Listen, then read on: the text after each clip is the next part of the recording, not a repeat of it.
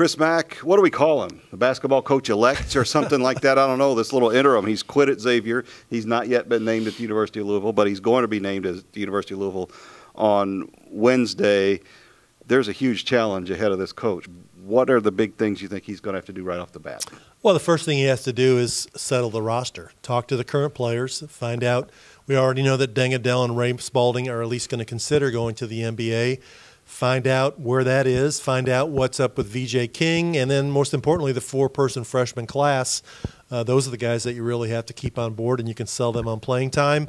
And the word is he's already out and offered a number of scholarship offers already. I'm sure he'll be in the market for some grad transfers. There aren't that many top high school players left out there to go after, so I think he's going to have to go after some grad transfers. Yeah, and you're not going to get a lot of the top high school players right now. I think Louisville becomes the easiest program in the country to recruit against with all the instability. But who you might get are some, and these are people that, Rick Pitino had success with, graduate transfers who want a chance to get up there to play for a national-type program, play in the Atlantic Coast Conference. We've already heard of one that Mack had gotten a commitment for at Xavier, who's reopened his commitment. I wonder where he's thinking about. So that's going to help just kind of fill the roster with players and for now kind of maybe stabilize the coaching situation. The thing, though, that I think he's got to do, too, and this is the tougher job and where he's really got to plug into this community, is to kind of try and bring this fan base back together. This is still a very fractured fan base, I think, between what happened with Tom Jurich, between what happened to Rick Pitino. I think it's something that he's really going to have to work on, to bring people together, to get donors back. There's a lot of work for him to do.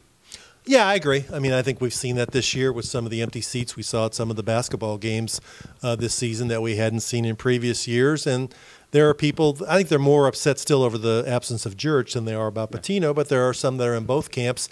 You do that by winning. You do that by going out and shaking hands with fans. You do that by being visible. And I think that's one reason they wanted to get him announced on Wednesday, because I would guess he'll be on a plane to San Antonio by Thursday and doing a bunch of interviews with national outlets and being on radio shows and being on TV shows from San Antonio, trying to change the narrative around Louisville basketball. Yeah, get out there and start getting the red out there and showing that you're out there, and it's a good chance for him to do that. Later on, down the road, he'll be worried about getting to the Final Four as a coach with a team. I don't think that's your immediate concern. No. He needs to win as much as he can, as quickly as he can, but he also needs to win the fan base, win the press conference on Wednesday, all of these things that we talk about a new coach doing, and it'll be interesting to see how that gets done. It'll also be interesting for us as we get back into how did this process work, how did it get to this point. It was a very quick situation. In some ways, to Vince Tyree's credit, there weren't a whole lot of leaks. Maybe because there was only one guy to leak, and that was it. So I guess that keeps you from having multiple leaks, but that's the way it was. So we move forward, and it should be an interesting day here on Wednesday.